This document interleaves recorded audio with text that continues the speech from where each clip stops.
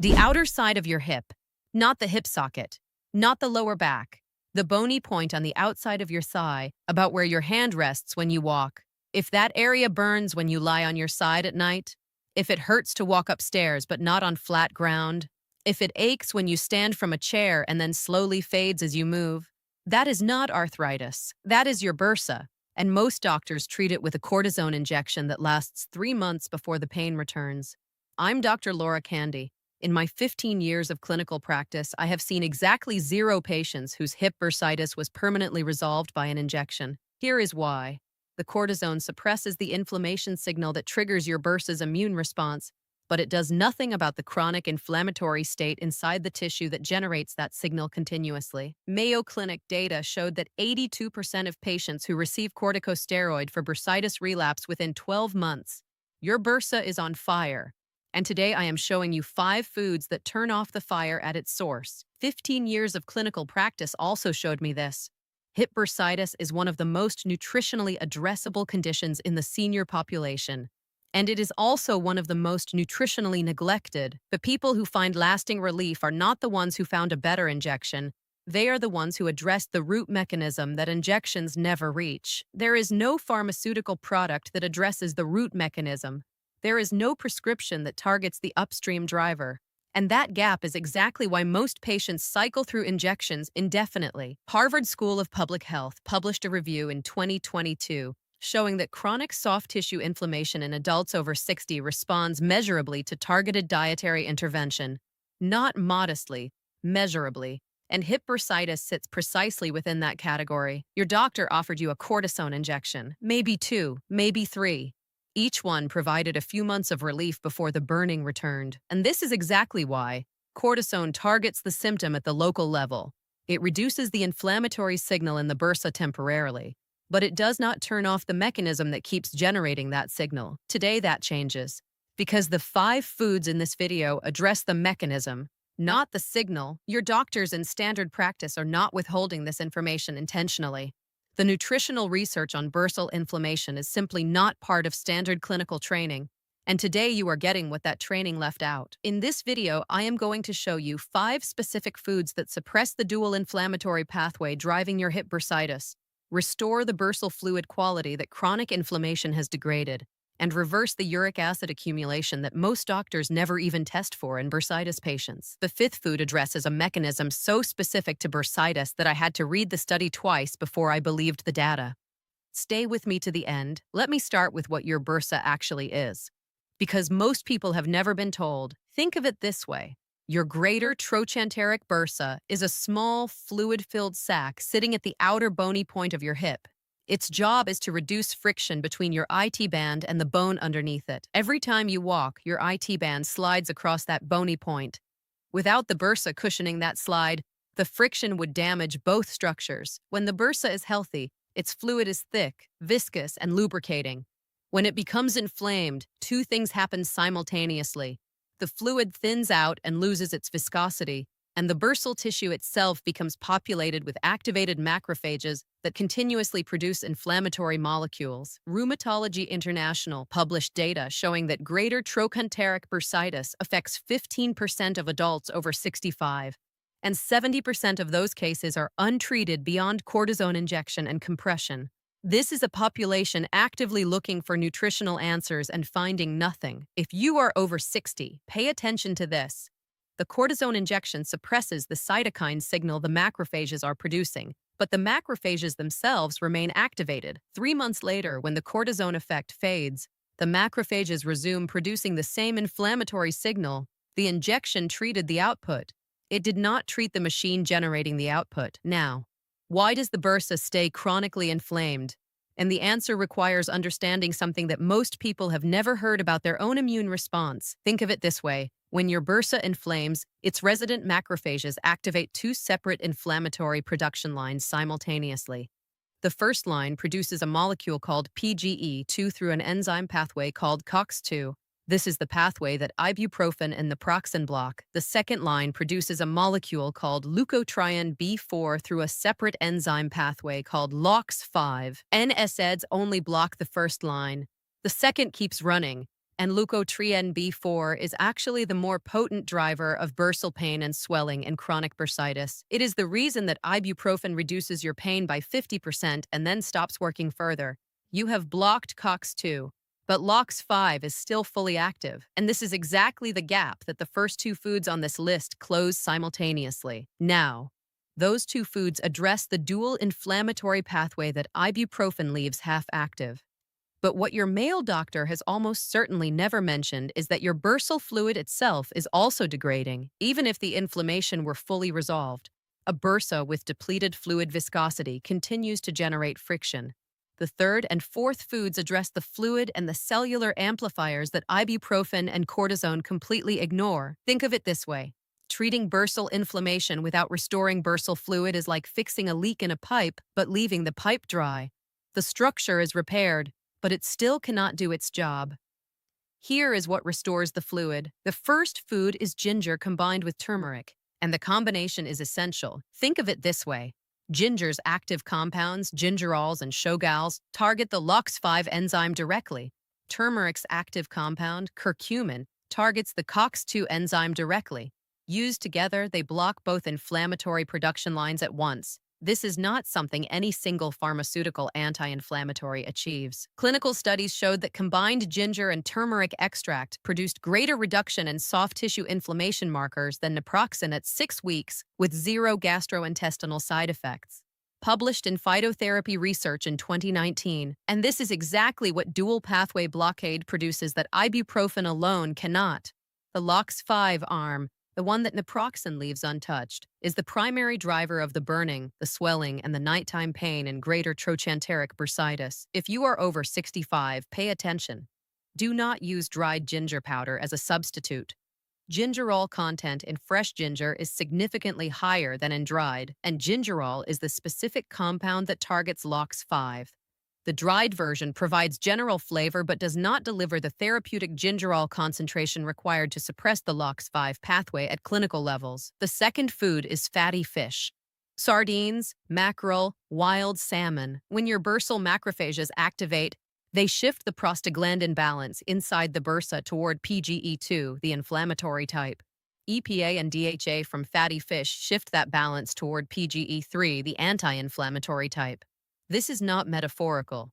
It is a measurable change in the prostaglandin ratio inside bursal tissue. Clinical studies showed that omega-3 EPA supplementation reduced bursal inflammation markers by 37% over an 8-week double-blind trial, published in the Journal of Inflammation Research. And this is exactly the quantifiable result that dietary intervention produces in bursal tissue when the correct compound reaches the tissue at the correct concentration. 37% reduction from fish. Eat fatty fish 3 to 4 times per week. If you are already eating sardines from earlier protocols in this series, continue.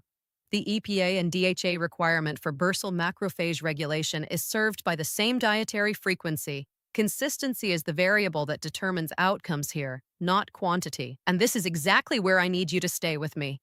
Because the first two foods close the dual inflammatory pathway that ibuprofen leaves half open. But there is a third problem inside your bursa that neither ginger, turmeric, nor fatty fish addresses, and your male doctor has almost certainly never mentioned it, because it is not visible on imaging. It is not measurable in a standard blood panel, but it is one of the primary reasons that hip bursitis in adults over 60 keeps recurring even after the inflammation is treated. Stay with me. The third food is bone broth. Think of it this way. Healthy bursal fluid is thick, viscous. It feels and behaves like a cushioning gel. What makes it viscous is its glycosaminoglycan content, specifically hyaluronic acid. When the bursa is chronically inflamed, macrophage enzymes degrade the hyaluronic acid in the bursal fluid. The fluid thins. It loses its cushioning ability, and now even a normally tolerable amount of IT band movement generates friction that a healthy bursa would absorb without notice. Bone broth provides hyaluronic acid precursors, specifically glucosamine and chondroitin, that your body uses to rebuild bursal fluid viscosity. It is not replacing the fluid directly. It is restoring the building blocks your body uses to manufacture the viscous fluid that inflammation has degraded. Think about the timeline here. Bursal fluid viscosity does not restore overnight. It restores over weeks as the precursor pool rises in your bloodstream and your bursal tissue begins to resynthesize hyaluronic acid. This is exactly why consistency matters more than quantity. Bone broth consumed 3 times a week for 8 weeks produces more viscosity restoration than bone broth consumed daily for 3 weeks and then stopped. Drink bone broth at dinner 3 to 4 times per week. The evening timing, again, matters. Bursal fluid is partially restored during overnight rest when friction load on the bursa drops. The fourth food is celery. Think of it this way. Your bursa contains a type of immune cell called a mast cell. Most people associate mast cells with allergic reactions, but mast cells in bursal tissue play a specific amplifying role in bursitis. When the bursa inflames, mast cells release histamine and inflammatory peptides that amplify the macrophage response. They make the inflammation louder. Celery contains a compound called apigenin. Apigenin stabilizes mast cells, reducing their tendency to release histamine in inflamed bursal tissue. This mechanism is not addressed by ibuprofen. It is not addressed by cortisone. It operates on a cellular structure that both of those treatments completely ignore. Clinical studies show that apigenin reduced mast cell inflammatory mediator release in soft tissue models significantly. This is a mechanism specific to compounds like apigenin and not replicated by standard pharmaceutical anti-inflammatories. 3 to 4 stalks of celery daily. Raw is fine. The apigenin content is not affected by eating celery raw or lightly cooked. Before the fifth food, subscribe. I publish every single day, and I read every comment. The fifth food is tart cherry juice. And what I am about to tell you about tart cherry and hip bursitis is the most clinically precise connection in this entire video. Most people think of tart cherry as a general anti-inflammatory. That is accurate but incomplete. Tart cherry does something specific to bursal tissue that no other food on this list does. It addresses uric acid. Here is the mechanism. In adults over 60, uric acid levels are elevated in approximately 40% of the population. Johns Hopkins published this data in 2022. When serum uric acid is elevated, monosodium urate crystals can form and deposit in bursal tissue, just as they deposit in joint tissue in gout. These microcrystals do not cause the kind of acute, severe pain that gout produces, but they chronically activate the bursal macrophages that are already inflamed from AT-band friction. This is a second inflammatory driver that almost no bursitis treatment protocol addresses. And this is exactly why hip bursitis in adults over 60 often does not resolve even when inflammation is treated. There is a second driver, uric acid crystal deposition, that the anti-inflammatory treatment does not touch. Tart cherry anthocyanins address this in 2 ways simultaneously.